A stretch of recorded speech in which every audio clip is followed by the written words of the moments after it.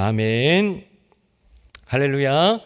우리 옆 사람에게 한번 이렇게 인사해 볼까요? 우리 집사님, 권사님이 내 옆에 앉은 건 우연이 아닙니다. 시작. 집사님이 제 옆에 앉은 건 우연이 아닙니다. 네. 여러분, 우리가 우연이라고 부르는 일상 가운데에서 분명 우리가 놓칠 뿐이지 하나님께서는 그 우리가 느끼는 우연의 상황 가운데에서 만들어 가시는 하나님의 섭리가 있습니다. 우리 드라마에 보면 자주 나오는 어떤 스토리, 러브 스토리가 있습니다. 한 여성이 길을 갑니다. 비 오는 날 우산을 쓰고 길을 가는데 지나가던 차로 인하여서 그 여성의 옷에 물이 튀었습니다. 그 여성은 이제 분노가 올라왔고 운전자가 내려서 서로 엎치락뒤치락 실갱이를 하죠. 그래서 여자가 면접을 보러 가는 길이어서 옷을 새롭게 사입고 이제 회사의 입구로 들어섰습니다. 그런데 저기 멀리서 아까 봤었던 운전했던 남성이 지나갑니다. 면접을 보러 가야 돼서 시간이 지체가 되어가지고 옷도 사고 하느라 지체가 되어서 성급히 면접장으로 이제 들어가서 기다렸다가 몇 번, 5번 불러서 들어갔는데 누가 앉아있죠? 아까 그 남성이 앉아있습니다. 면접위원으로 운전했던 그 남성이 앉아있습니다. 여러분, 이건 우연인가요? 운명인가요?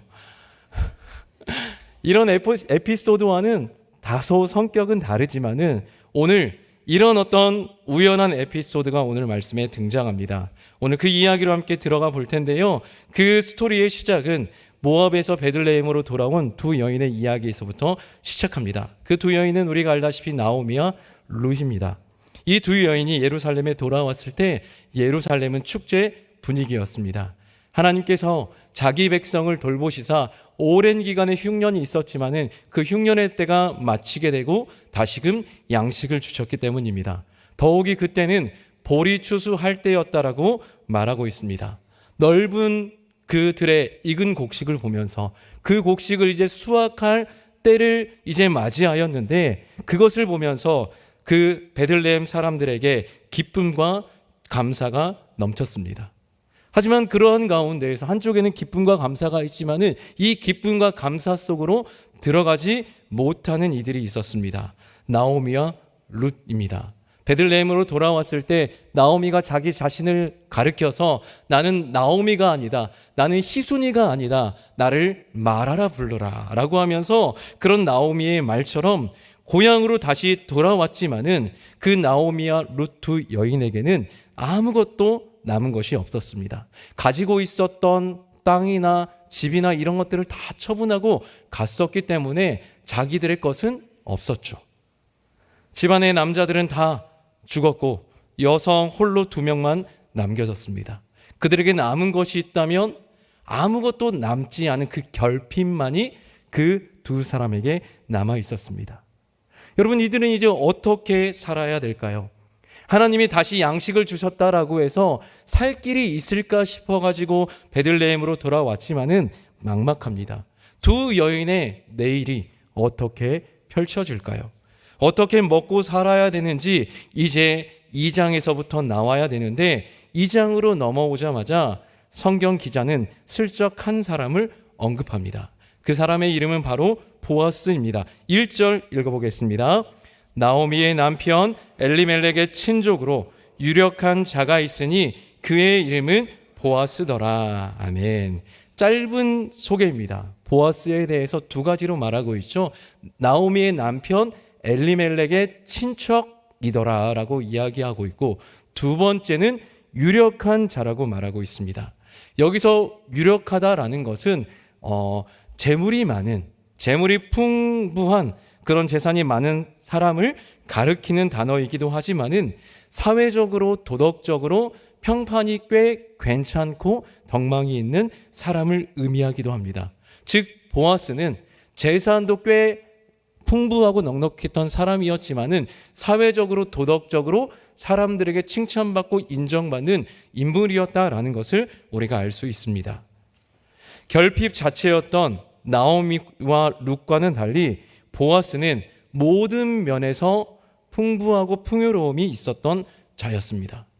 그런데 갑자기 성경 기자가 왜 이런 보아스를 언급할까요?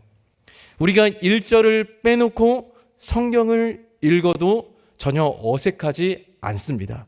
그런데 베들레헴으로 돌아온 두 여인의 상황을 이야기하면서 그 다음 어떻게 살아가야 될지가 나와야 되는데 그 사이에 이 보아스를 언급합니다. 이것은 보아스가 주요 인물이 될 것이라는 것을 우리에게 암시하는 장치로 기록된 거죠.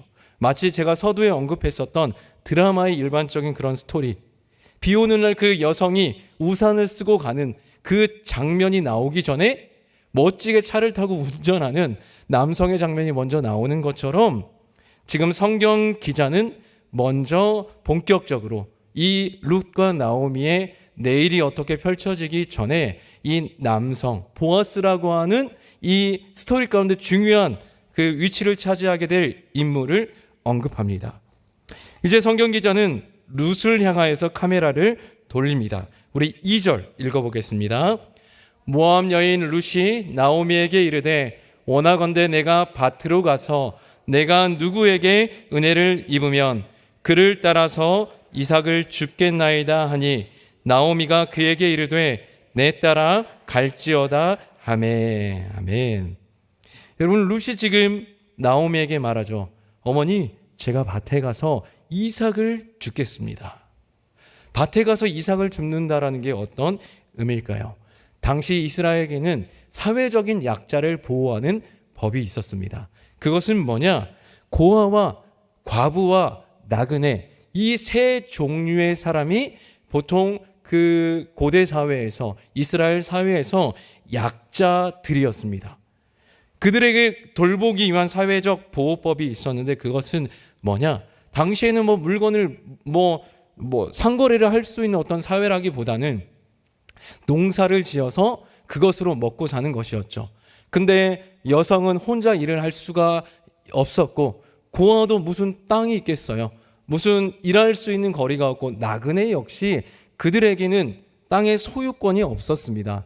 그렇기 때문에 그들에게는 먹고 살 수 있는 방법이 없었는데 농사를 지어서 일한 열매나 땅의 소산을 다 수확하지 말고 일부를 남겨두는 그런 어떤 법이 이스라엘 가운데 있었습니다. 그 법을 주신 이유가 무엇입니까? 이스라엘 백성들이 과거 애굽에서 종되었을 때에 과거에 그 고통받았던 어려웠던 삶을 잊지 않고 40년 동안 광야 가운데서 하나님이 먹이시고 입히셨던 그것을 잊지 말고 지금도 너희 안에 공동체 안에 약자가 있고 연약한 자가 있거든 그들이 최소한의 삶을 살 수 있도록 돌볼 수 있는 장치를 주신 거죠. 이것이 하나님께서 율법으로 정해 놓으셨는데요. 레위기 말씀에 있습니다. 레위기 19장 9절 10절 읽어보겠습니다. 너희가 너희 땅에서 곡식을 거둘 때 너는 밭 모퉁이까지 다 거두지 말고 내 떨어진 이삭도 줍지 말며 내 포도원의 열매를 다 따지 말며 내 포도원에 떨어진 열매도 줍지 말고 가난한 사람과 거류민을 위하여 버려두라. 나는 너희의 하나님 여호와이니라. 아멘. 율법에서 분명히 명시되었고 이건 이스라엘 사람들 모두 다 알고 있었던 법이었습니다. 하나님이 정한 법이라는 걸 알고 있었죠. 그래서 룻이 먼저 나오미에게 내가 밭에 가서 이삭을 줍겠다라고 한 것은 나오미를 통해서 우리 공동체 이스라엘 안에 이러한 법이 있다라는 것을 들었던 것이죠. 하지만 그 보호법이 있다는 걸 들었지만은 선뜻 하기 쉬운 일은 아니었습니다. 성경을 보면 룻이 가겠다라고 말하고 나오미가 갈지어다라고 말하면서 쉽게 한마디의 대화로 가겠습니다. 그래 가라 라고 말한 것으로 기록되어 있지만은 우리가 그 내용을 보면 어려운 거예요. 왜요? 아무리 율법에 기록되어 있지만은 사람이 쉽게 자신의 것, 분명히 밭 모퉁이도 남겨놓고 포도나무나 그 소산의 열매를 남겨두라고 했지만은 여러분 우리가 과연 그러나요? 쉽게 사람의 욕심은 다 하나도 남김없이 다 거두길 바라는 것이지 그것을 가난한 자를 배려할 수 있는 어떤 인간의 기본적인 성품이 없습니다. 인간의 죄성은 그러하지 않죠. 더구나 이삭을 지을 수 있는 밭을 찾기도 어렵고 찾는다 할지라도 여러분 그 주인이 허락해 주는 것은 또 다른 일인 거죠. 그리고 여러분 농사를 짓고 하는 것은 대부분 남성들이 한 일인데 그 남성들의 틈 속에서 여인이 더구나 남편이 없는 여인이 혼자 이삭을 줍는다라고 하면은 여러분 남성들이 그냥 있겠습니까? 더군다나 외국인입니다. 남자들이 또 추근덕 거릴 수도 있겠죠. 뒤에 말씀해 보면은 실제 보아스가 룻을 염려해서 다른 데 가지 말고 내 밭에 있어라라고 말하죠. 거기에서 보호를 받아라고 말을 합니다. 그런 어떤 일들이 벌어지기 쉬운 게 지금 가서 이삭을 줍는 일인데 그런 상황에서 룻도 가겠다, 나오미도 가라라고 하는 말이 한 문장으로 나와 있지만은 쉽게 가겠다, 가라라고 말할 수 있는 게 아닙니다. 이러한 상황에서 룻은 가겠다라고 말합니다.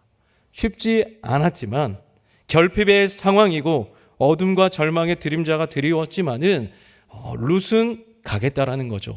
왜 가겠다라고 결심했을까요? 1장에서 계속 드러나는 시어머니 나오미를 향한 룻의 인애에서 나오는 마음입니다. 헤세드. 여기에서 룻의 인애가 드러납니다. 시어머니가 죽는 곳에서 죽겠다는 룻의 굳은 결심과 각오는 여전히 유효합니다. 자신의 상황을 원망하고 또 오겠다라고 해서 왔지만은 이곳 가운데도 뭐 소망이 없고 자기가 가서 뭔가 하지 않으면은 시어머니와 자신이 먹고 살 수 없고 자신이 부양하지 않으면은 돌아왔지만은 풍족한 다른 사람들의 모습만 보고 있고 여전히 우리는 가난함과 배고픈 가운데서 살아가야 되는 그 상황만이 뻔히 보이는 거죠. 그래서 어려운 상황이었지만은 룻은 자신의 상황을 원망하거나 비관하지 않고 그런 상황 가운데 처하지 않고 어떻게든 지금의 상황을 헤쳐나가려고 합니다. 그래서 룻이 이삭을 주우러 나가는데 그 들어간 밭이 어딘가요?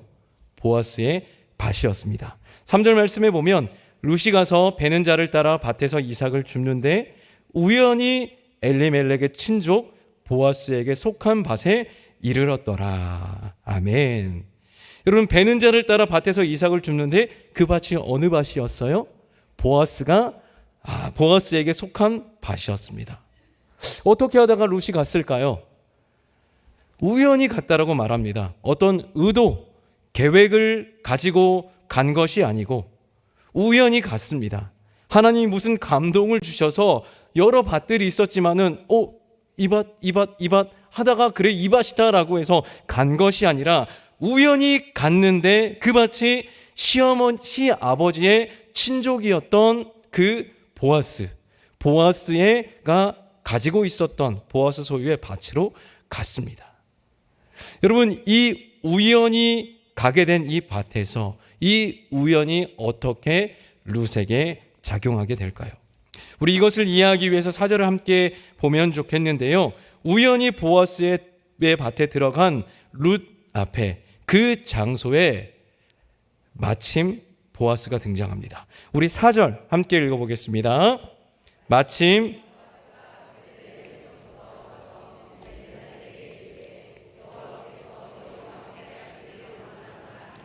그들이 대답하되 여호와께서 당신에게 복 주시기를 원하나이다 하니라. 아멘. 네, 4절은 마침이라는 단어로 시작합니다. 우연히 룻이 보아스에게 속한 밭에 갔는데 마침 보아스가 베들레헴에서부터 와서 베는 자에게 이르러. 여러분 여기서 마침에 해당하는 히브리어가 왜 힌네입니다. 직역하면 그런데 보라라는 뜻을 갖고 있습니다. 룻이 우연히 보아스에게 속한 밭에 이르렀는데 그런데 봐라. 우연히 갔는데 그런데 봐라. 지금 이 밭이 누구의 밭이냐?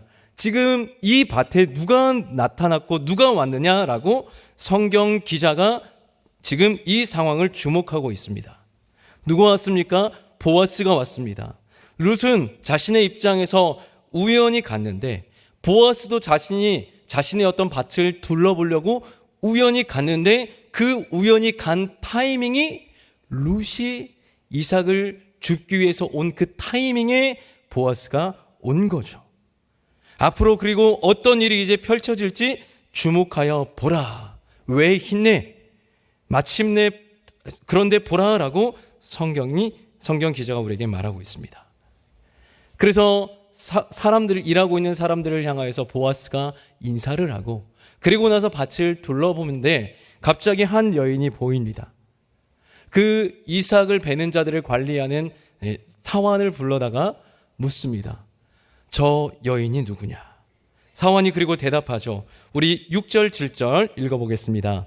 베는 자를 거느린 사환이 대답하여 이르되 이는 나오미와 함께 모압 지방에서 돌아온 모압 소녀인데 그의 말이 나로 베는 자를 따라 단 사이에서 이삭을 줍게 하소서 하였고 아침부터 와서는 잠시 집에서 쉰 외에 지금까지 계속하는 중이니이다. 아멘.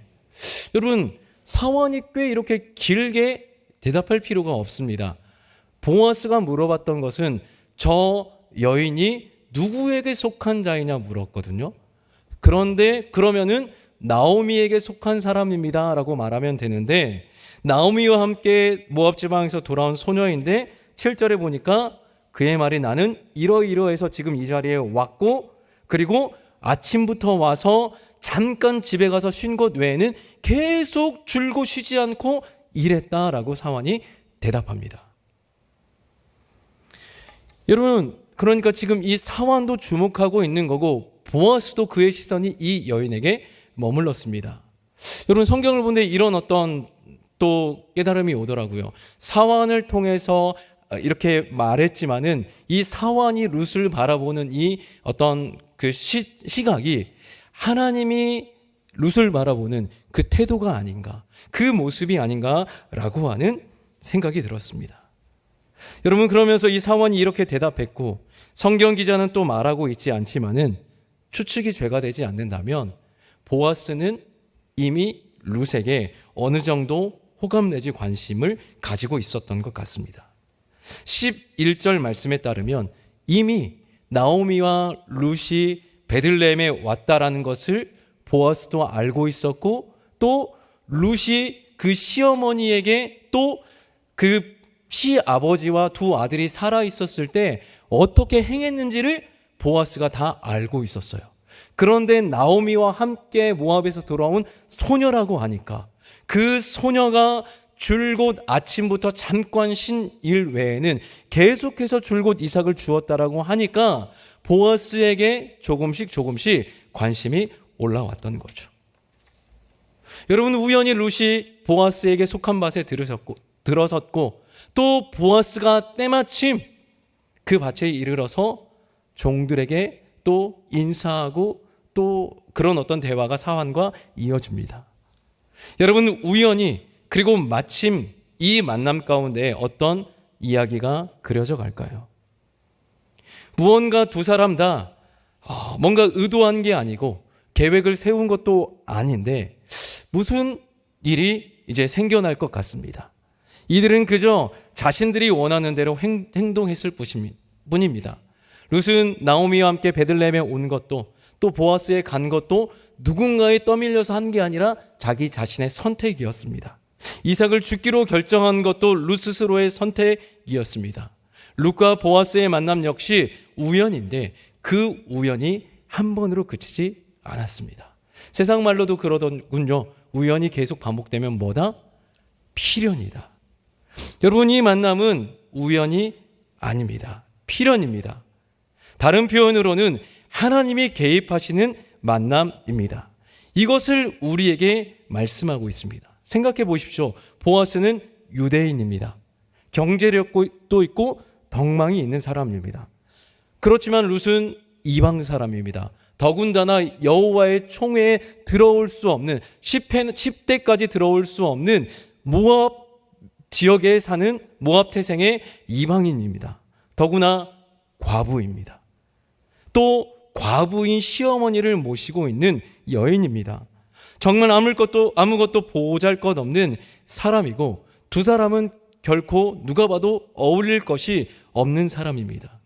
그런데 하나님께서는 우연과 우연을 가장하고 또 반복하여서 보아스와 룻의 만남을 성경 가운데서 딱 하나님이 개입하셨다, 하나님이 누구에게 임하셔서 말씀하고 감동을 주셨다 하지 않지만은 보이지 않는 하나님의 손이 두 사람이 어떤 의도하지 않는 삶의 걸음걸음을 통하여서 하나님께서 두 사람의 만남을 주도해 가고 있습니다. 한 가지 또 흥미로운 부분이 있습니다.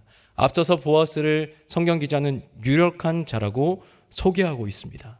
이 유력하다라고 할 때 이 유력이라고 하는 단어가 나중에 룻기 3장 11절에 또 한 번 등장하게 됩니다. 어떻게 사용되었냐?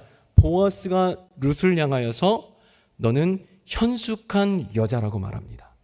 여기서 현숙하다라는 말이 보아스를 가리켰을 때 유력하다라고 하는 것과 같은 단어입니다. 보아스에게는 유력한 자로, 룻에게는 현숙한 여인으로 번역되었지만은 결국 그 단어는 같은 단어죠. 영어로는 excellent man, 그러니까 탁월한, 훌륭한, 뭔가 실력이 있는 그런 사람이 바로 두 사람이라는 겁니다.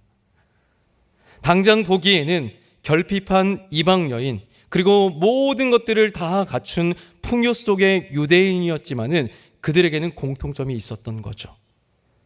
그 탁월함, 그리고 또한 그들에게는 성실과 인애, 선한 성품이 둘에게 있었습니다.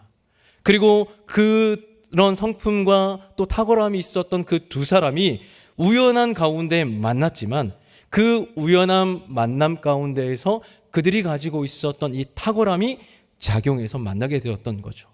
만약에 여러분 룻이 시어머니를 모시기를 존경하지 않는 그런 며느리였다면, 아니 어머니가 어머니의 땅이니까 가서 구걸해오든 뭘 해오든 해오세요라고 해서 자기가 나가지 않았다면, 보아스가 정말 성품이 나쁜 사람이고 움켜질 줄만 아는 사람이었다면은 밭에 이삭을 줍는 룻이 나타날 수 있었을까요? 이러한 성품이 있었고 또 서로의 만남이 우연이었지만은 하나님께서는 이 우연을 통하여서 하나님께서 자신의 일을 행하십니다. 여러분, 저와 여러분들의 인생도 돌아보면 여러분 우연 같았지만 하나님의 섭리와 같았다라고 말할 수 있는 일들이 여러분 있지 않습니까? 혹시 남편과 아내를 만났던 삶을 돌이켜보자고요. 네, 운명이었죠. 네, 저도 그래요. 저도 제 삶을 말씀을 준비하면서 당연히 생각이 나더라고요. 제가 이제 신대원을 2번 재수해서 들어갔는데 처음에 시험을 보고 나서 한 교회에서 합격하지도 않았는데 작은 교회였거든요. 근데 이렇게 와달라고 이야기를 했어요. 그래서 뭐 가서 면접도 보고 했는데 떨어졌거든요. 근데 오라고 얘기를 뭐 그때도 했는데 딱히 그러면서 언제 오라고 얘기를 안 하는 거예요. 그래서 기다리다가 뭐 했는데 그렇게 뭐 이제 1년이 그냥 지나갔습니다. 또 다시 신대원 시험을 또 봤어요.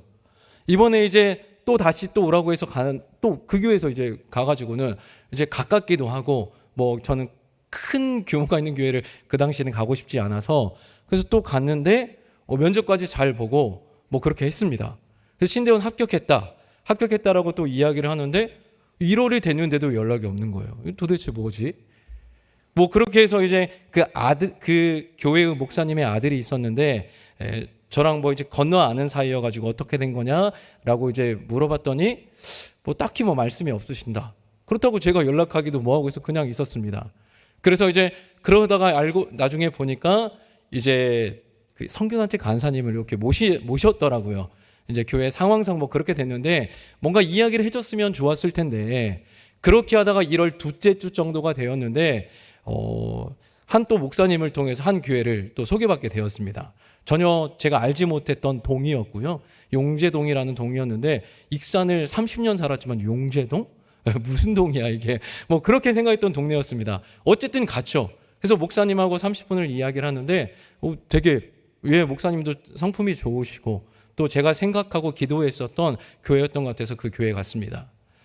여러분 그 교회에서 제가 가겠다라고 한 적도 없고 또 2번이나 앞선 교회에서 퇴짜를 맞았지만은 여러분 제가 간 교회에서 누구를 만날게요?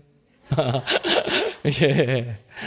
사역을 하면서 그렇게 아내를 만났습니다. 우연히 간 교회에서 마침 아내를 만난 거죠.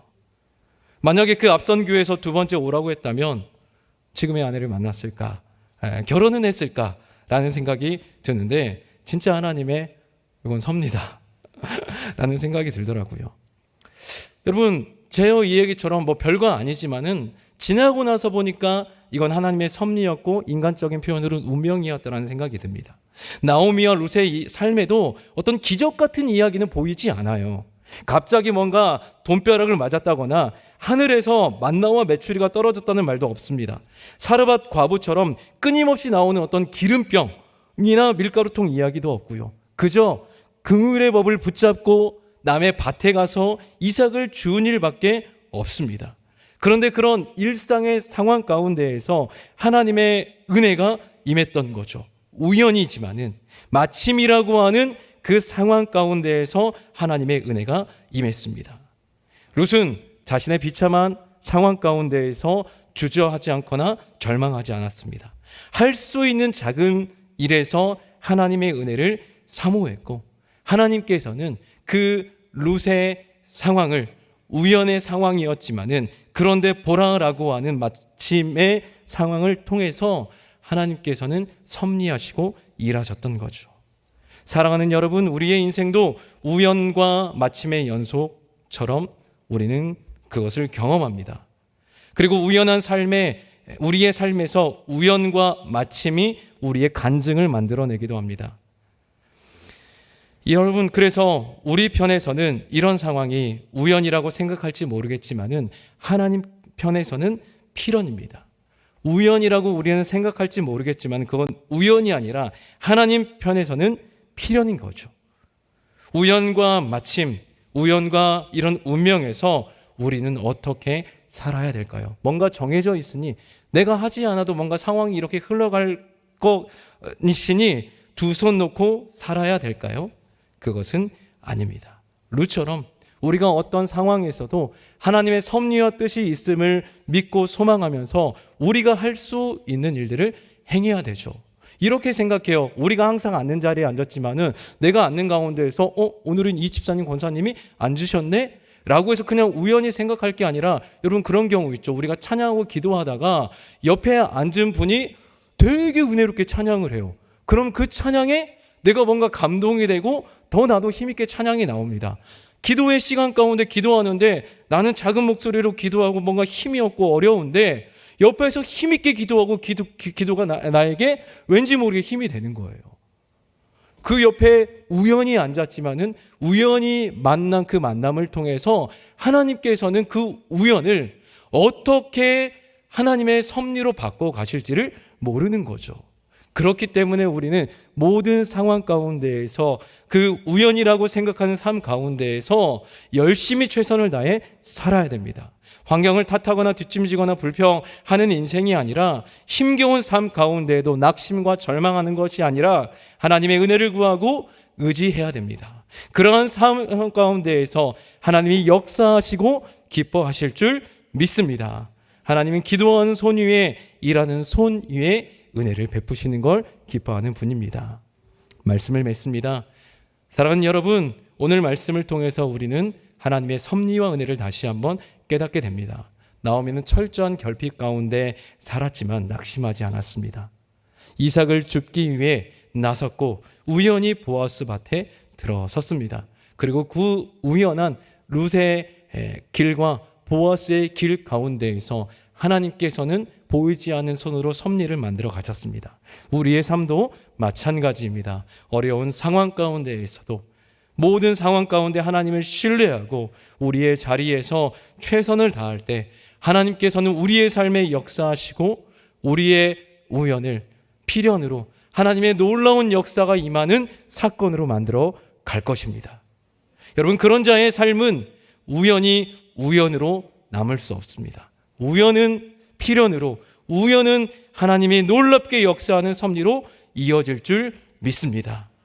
우리가 이해할 수 없는 순간에도 일하시는 하나님, 그 하나님을 믿으면서 낙심하지 않고 주어진 자리에서 최선을 다하면서 하나님의 인도하심을 믿고 따라가는 우리 모든 성도님들 될 수 있기를 예수님의 이름으로 축복합니다. 아멘.